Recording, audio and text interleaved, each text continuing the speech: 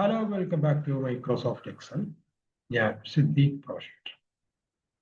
ഇന്ന് നമ്മൾ പഠിക്കുന്നത് മൈക്രോസോഫ്റ്റ് എക്സലുള്ള ഒരു ഫംഗ്ഷനാണ് കൗണ്ട് ബ്ലാങ്ക്.